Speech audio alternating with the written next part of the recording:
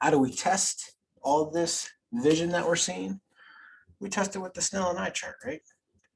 20 feet away, bada boom, bada bing. What lines can you read?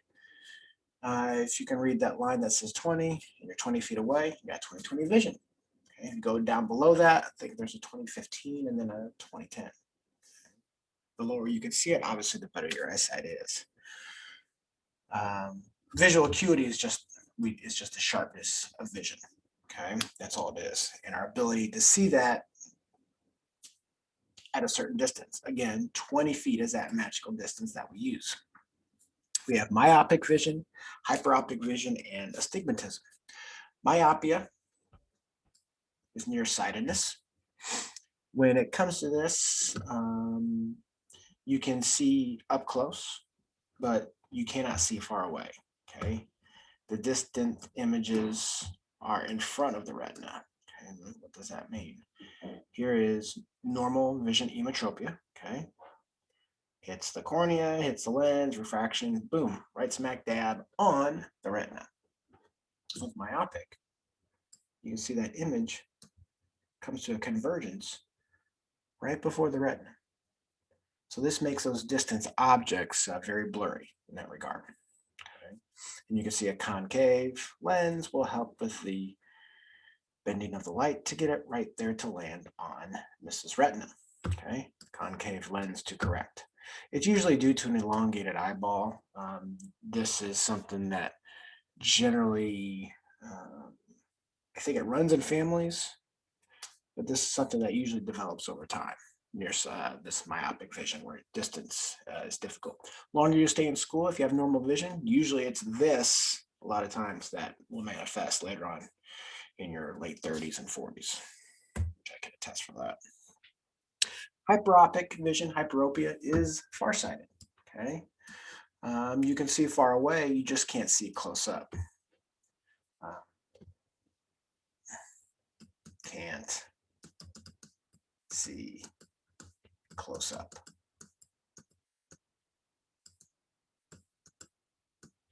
The image is basically focused behind the retina. And if I go over here, whoops, right here, and there's the convergence. Okay, so here you can see the image doesn't even get to the retina properly before you get some inversion issues. Here you can see it converges back on the retina, but it's just a little bit behind that center there. And so you can see close up, but it's those you can see far away, but it's those close things that you really need to be able to focus, and you can't see that. It's often due to a very short eyeball. This one, generally, you're kind of born this way, I believe, is generally the assumption with it. But you have to squint to see nearby objects, and a convex lens is what helps to fix it. Eye strain when you're working at a computer, headaches all the time. That's generally what you get with farsightedness.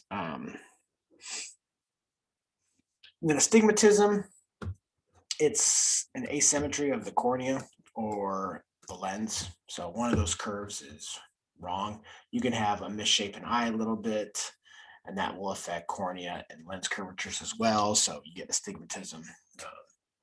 If you're farsighted, usually there's going to be some astigmatism with it. The degree to that varies dramatically. For me personally, I have some nearsightedness, just a little bitty blur far away. I have a slight astigmatism that's not even worth mentioning. My wife, she can't see close up.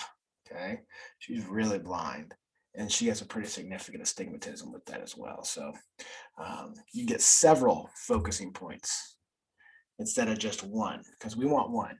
And with astigmatism, with a misshapen eye and a misshapen curvatures of the cornea or the lens or both, you get multiple focus points on the back of the retina. That creates a very distorted image for that individual. And the lens will have to be uneven in accordance with that to try to get all of those points to focus back on one spot at the fovea.